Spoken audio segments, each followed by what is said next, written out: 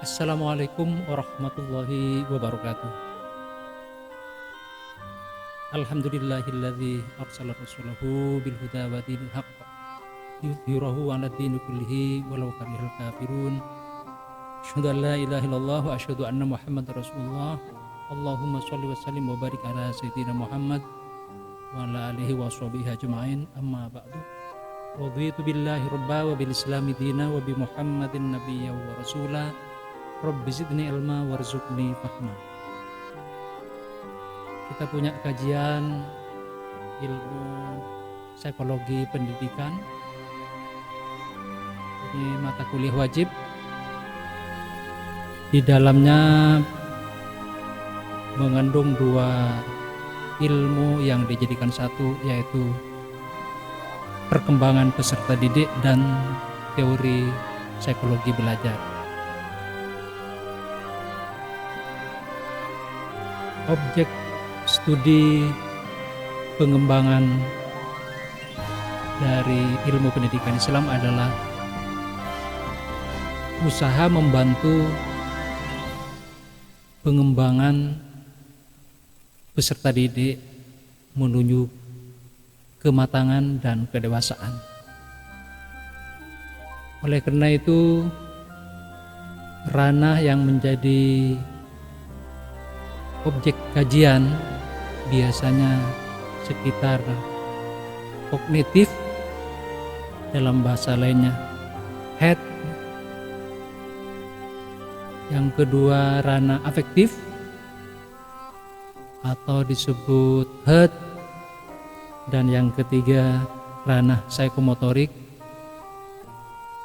atau disebut hand.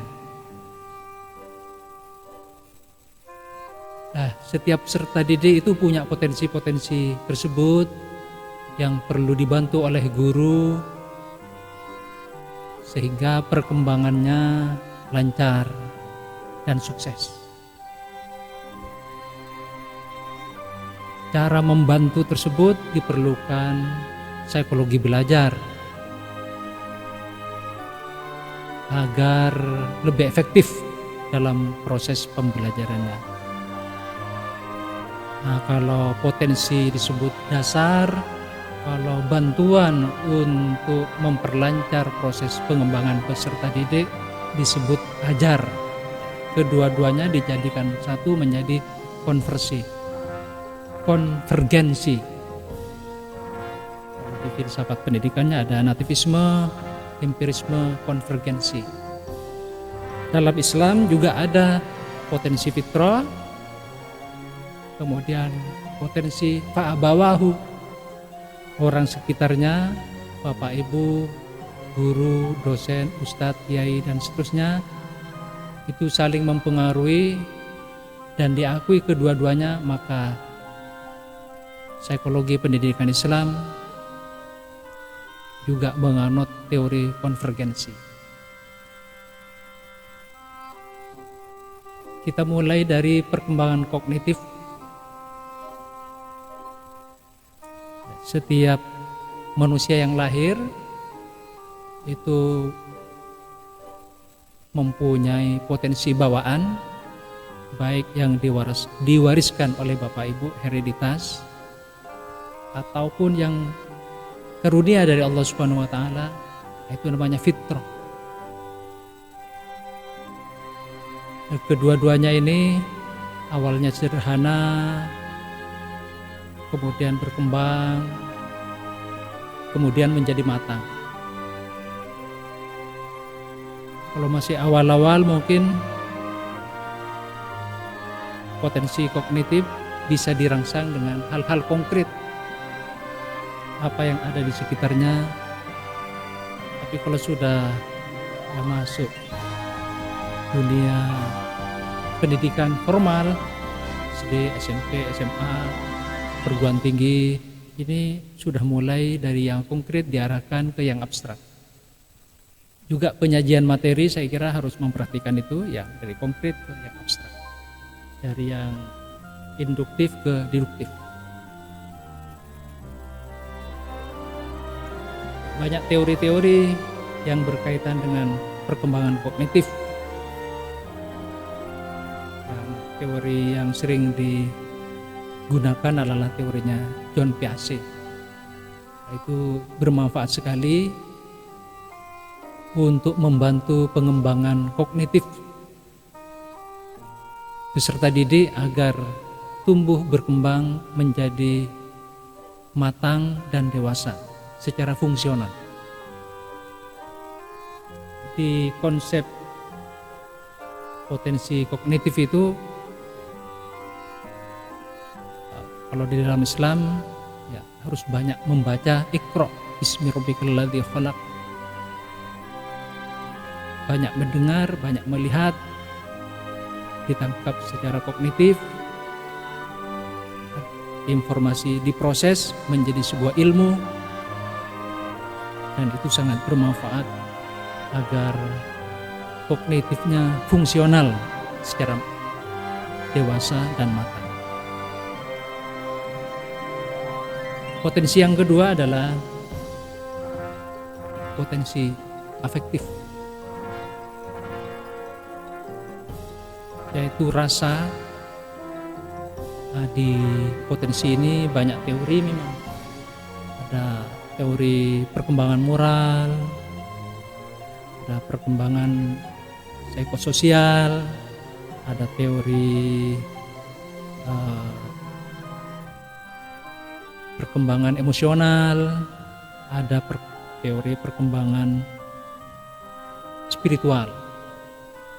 Saya kira teori-teori itu bisa dimanfaatkan terutama guru agama untuk menumbuhkan rasa keimanan berdasar ilmu yang dia peroleh,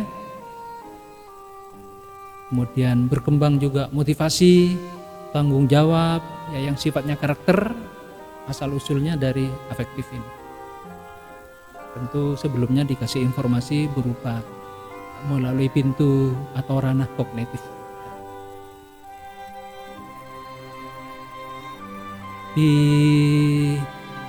ranah kognitif ini perlu perhatian serius, karena kalau di sekolah lebih ke kognitif ya, ke intelektual, ke akademik, maka sifatnya karakter, sopan santun, perilaku emosional, hubungannya dengan orang lain dan alam sekitar kadang-kadang kurang mendapat perhatian, lebih fokus ke pengembangan akademik. Oleh karena itu, terutama yang berkecimpung di profesi guru agama, saya kira perkembangan kognitif itu perlu banyak perhatian. Karena fitrah, kecenderungan kepada kebenaran agama Islam itu ya, disentuh melalui afektif, saya kira sangat bagus. Sehingga punya keimanan yang kuat, karakter, akhlakul karimah yang bagus, kemudian perkembangan emosi yang seimbang dengan intelektualnya, kemudian ya terakhir adalah punya kemampuan mengembangkan kecerdasan spiritual, sehingga lengkaplah ya, potensi afektif ini berkembang secara utuh bersamaan dengan perkembangan kognitifnya. Dan yang ketiga adalah psikomotorik atau hand, mengarah kepada skill, keterampilan, dan perilaku lainnya. Skill itu biasanya berkaitan dengan suatu profesi, tapi kalau keterampilan perilaku ini adalah wujud dari kognitif, afektif atau pengetahuan dan sikap menjadi satu dalam perilaku. Nah ini yang perlu dikawal terus menerus, perlu pembiasaan. Kalau masih anak-anak TK, SD, SMP, pedagogik atau heteronomusnya bimbingan dari Bapak Ibu, guru, tokoh masyarakat sangat penting kalau masih kecil. Tetapi kalau sudah dewasa, akil balik, otonom, lah ini sudah bisa punya tanggung jawab sendiri, sehingga perilakunya itu penuh tanggung jawab, dapat dipertanggungjawabkan secara sosial maupun secara agama, karena dituntun dari pengetahuan dan sikap. Tentunya dari kalau di agama Islam diturunkan dari keyakinan, keimanan, dan ajaran-ajaran agamanya.